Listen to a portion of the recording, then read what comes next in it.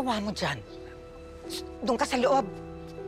Kung naiintindihan niyo talaga ako, dapat Chismosa. naisip ko na bago ako masanay, kailangan ko pagdaanan lahat ng to. Kailangan ko magluksa. Nasasaktan ako, Sir Eduardo. Naiintindihan naman kita, Juday. Eh kung naiintindihan niyo ako, bakit niyo ako pinupwersa? Hindi naman kita pinapwersa. Kasi ang sinasabi niyo, kailangan masanay ako na wala si Gregory. Kailangan mag-isa ako. Kailangan maging okay ako para sa mga anak ko. Oo, Sir Eduardo. Malaki ang utang na loob namin sa'yo. Dahil pinatiran niyo kami, pero iniibig sabihin nun, kailangan niyong puwersahin at pangunahan itong nararamdaman ko. Juday, hindi naman yun ang intention ko, Juday. Sandali! Tawan mo ko, Nay. Sir Eduardo, ako na humihingi ng pasensya sa ginawa ni Nanay. Lately po kasi nagiging ganyan siya. Sobrang sensitive at aburido. It's okay. Malinaw naman na hindi pa rin niya natatanggap ang pagkawala ng tatay ninyo. Pero sana lang makapag-move on na siya. Mas lalo lang siya mahihirapan kung magpapatuloy siyang ganyan.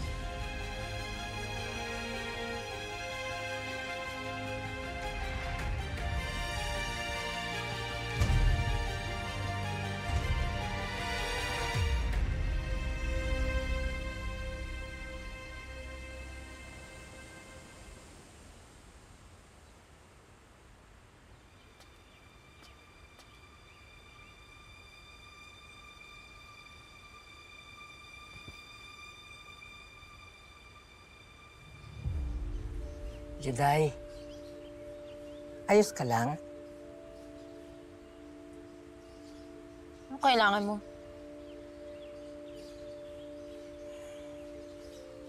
Hindi naman ako nandito para husgahan ka. Katunayan, gusto kong malaman mo na nauunawaan ko yung pinagdadaanan mo. So, ang kailangan mo?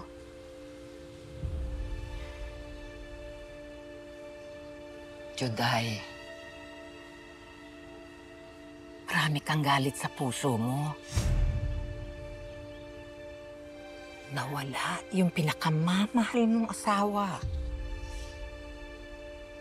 Kaya wala kang mapagliagan ng galit mo dahil sa nangyari.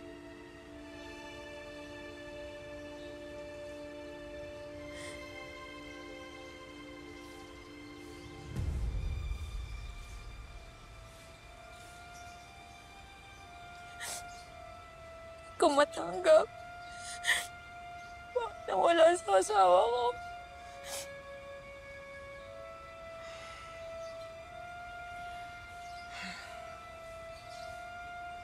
Kung meron man dapat sisihin sa nangyari, isang tao lang naman yun, di ba?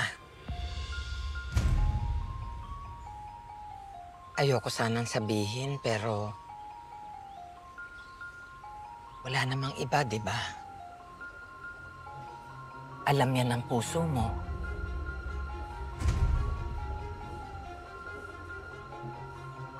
Si Rambo. Siya ang dahilan kung bakit namatay ang asawa mo.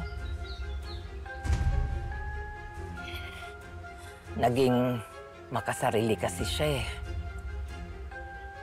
Pinilit niya talaga na pumasok sa politika. Kahit na ayaw mo. Kahit na alam niyang magulo.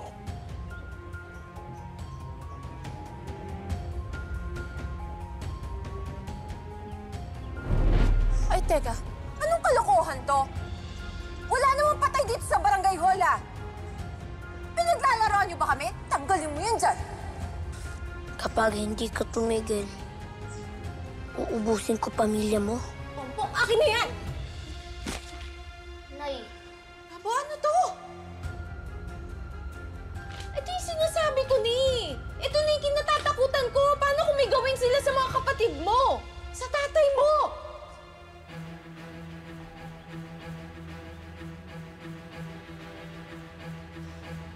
Si Rambo. Siya Siya ang nagdala ng lahat ng kamalasan sa buhay niyo, Juday. Siya lang, wala nang iba. Kaya siya ang pagbuntunan mo ng galit mo.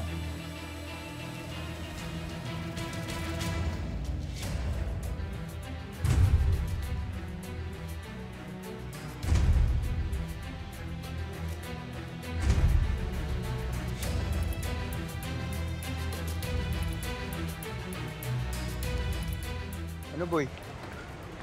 May nakita ka? Wala pa nga eh. Wala namang kakaiba dito sa mga gamit ni tatay. Ang kulit kasi ng Chief Vasquez na yan eh.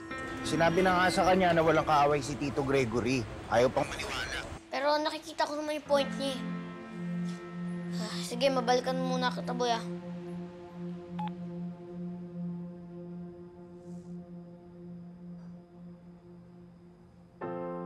Sa tuwing nahihirapan, napapagod nang lumaban, huwag mong kalilimutan, tumitibay ka sa mga Tay, may ganun talagang event sa mga businessman. Pati nga driver nila yung nakaporma. Ayan, okay na. Wait. Yan. Okay na. Ayos, ang galing talaga ng anak ko. Manonood na rin ako ng social media kung paano maglagay ng ganito. Gwapo niyo dyan, Tay ah. Ano? Bagay ba? Siyempre, Tay, pogi-pogi niyo nga eh. Mana talaga kayo sa akin. Aba! Mana talaga. Sige na nga, payag ako. Kasi binigyan mo naman ako ng napakagandang necktie na to. Tay, ingatan mo yan ha. Kasi galing yan sa unang sweldo ko sa barangay. Oo naman. O paano? Mauna na ako ha. Ikaw nang bahala sa nanay mo at saka sa mga kapatid mo. Tay, kailan ko ba sila pinabayaan? Tay, promise ko sa'yo. Promise. Every minute, every second na wala ka dito, akong bahala sa kanila. Abay. Ikaw talaga, pura kang biro ah. Di naman yung biro eh. Love you, Tay. Love you, anak. sa'yo.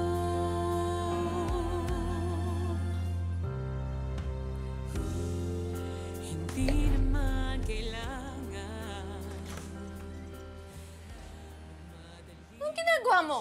Anong karapatan mong galawin yung mga gamit ng asawa ko? Ha? Ano yan? Akin na yan! Nay, tinitingnan ko lang po, Nay. Para po sa investigasyon ng tatay. Tsaka namimiss ko din naman po siya eh. Hindi mo basta-basta pwedeng galawin ang gamit ni Gregory! Ano feeling mo? Special ka? Ha? Na ikaw lang nawalan? Na ikaw lang nakakamiss kay Gregory? Hindi mo ba naisip na bago ka namin napulot, may asawa siya at ako yon? Nay, tama na po. Kaya wala akong karapatan na galawin ang mga gamit ni Gregory. Oh, Nay! Nay, tama na po! Nay, tama na po! Ano? Ha? Nay, halika na po, Nay. Sorry po, Nay. Naintindihan ko naman po kayo eh. Nay, tara na po, Nay. Bitawan mo ako! Nay! Nay, kami na po.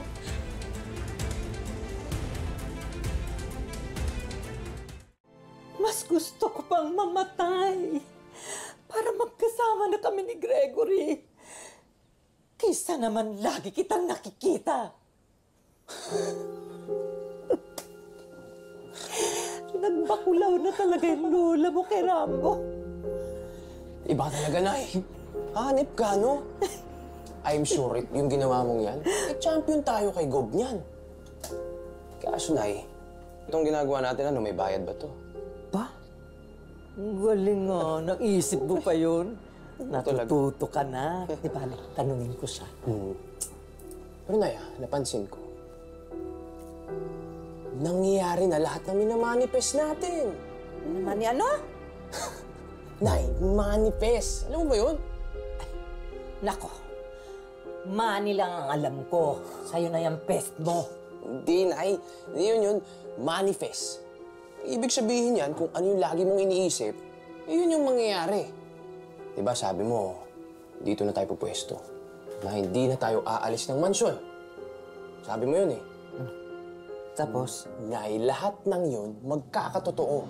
Eh kung si Rambo nga talaga ang apo ni Lolo, eh maghihiwalay-hiwalay na sila bago pa mabunyag yun.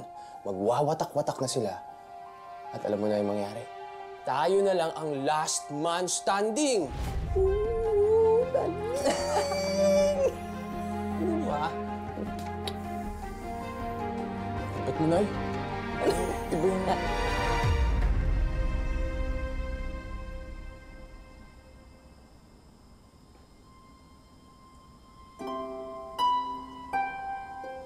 Kuya, Riley, kamusta si nanay? sinilip ko siya kanina. Nagpapahinga lang. Kuya, pasensya na. Hirap na hirap ka na nga sa pag-aalaga kay nanay. Inaaway pa kita. Sus, wala yun. Hindi man tayo nagbibilang ng ambag sa pamilya eh. Tutulungan lang naman tayo eh. At alam ko, nag-aalala ka rin kay nanay. Kaya huwag mo na isipin yun. Ate! Rain, Ate, namamagayang paa mo. Kukuha lang ako ng ice. Babalik ako. ano ba nangyari? Tumawid po kasi siya galing barangay, may humarurot na kotse. Iniwasan po niya, kaya lang nadulas po siya. Kaya hindi po maganda yung bagsak niya eh. Uy, Rain! Ano nangyari sa'yo? Bakit ang dami mong sugat? Nay, nagamot na po ako sa center. Gagaling din po to. Bakit ka na sa barangay hall? Nay, nasuyo po kasi ako kay Rain na magdala ng dokumento sa barangay. Kaya ka pumunta ng barangay hall? Dahil inutusan mo siyang pumunta doon? Kasalanan mo kung bakit siya napamak? May hinala na ba kayo kung sinong pwedeng gumawa nito sa kanya? Bob, malakas mo yung kutob namin na ang gumawa nito yung nagpadala ng death threat kay Rambo. Huwag kayong mag-alala. Paiimbestigahan ko ang nangyaring ito kay Gregory. Kailangan parusahan ng may gawa nito para naman mabigyan ng hustisya ang pagkamatay ni Gregory. Pahamak ka talaga! Ay! Ay!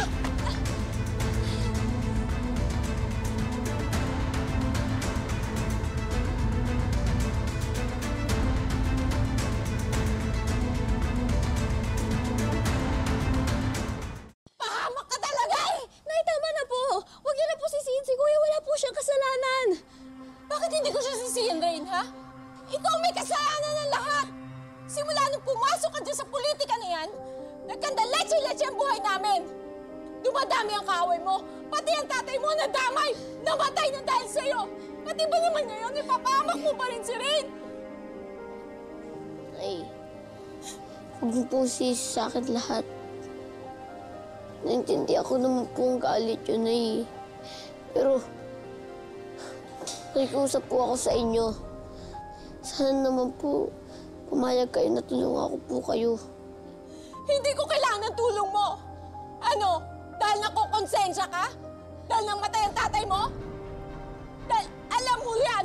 Alam mo sa sarili mo na ikaw may kasalanan kung bakit siya namatay!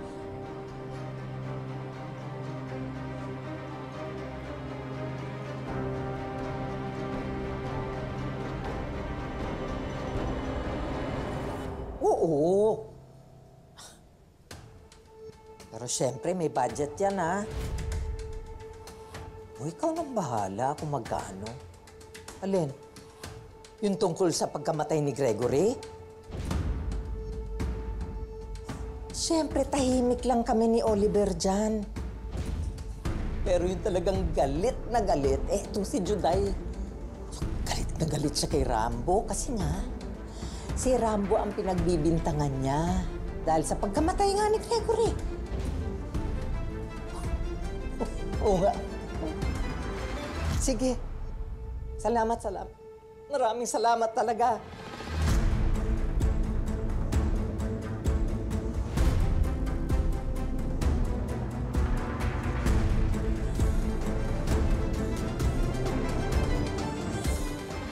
Nay, Huwag niyo naman po isisi sa akin ng lahat. Hayaan niyo na lang pong alagaan ko kayo. Dahil pinamis ko po kay tatay, ako po mag-aalaga sa inyo. Ang kapal na mukha mo para banggitin ang pangalan ni Gregory. Para sumbatan ako? Harap mo? Ay, hindi ko po kayo sinusumbatan. At saka pwede ba, huwag mo ako tatawagin nanay mo? Dahil hindi kita anak, ampon ka lang! Ampon! Nay!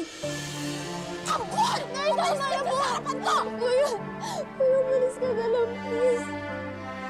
Nay, tama na po, Nay. Nay. Ampon! Lumayas ka! Sige, lumayas ka!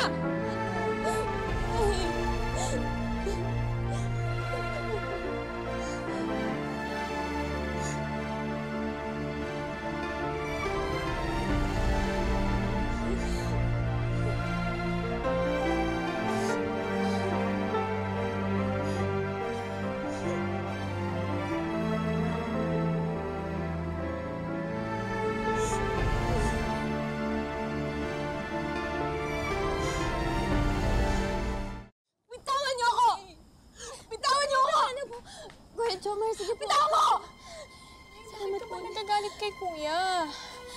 Sinisisi ni Nanay si Kuya dahil sa nangyari sa akin. Nay, bakit naman po ganyan kayo kay Kuya? Wala naman po siyang kasalanan. Dahil sa tuwing nakikita ko siya, naalala ko yung pagkamatay ng tatay niyo. Bakit po sa kanya niyo sinisisi lahat? Hindi pa ka po natin alam kung sino talaga pumatay kay tatay. Sana po wag niyo isipin panunumbat to. Pero lahat po na ginagawa ni Kuya. Sana po nagiging tatay sa amin ni Riley ngayong wala na si tatay. Kahit nahirapan po si Kuya sa kondisyon niya, hindi pa rin po siya tumitigil. Nagsasakripisyo pa rin po siya sa atin at hindi po siya nagrereklamo. Eh, anong magagawa ko, Rain?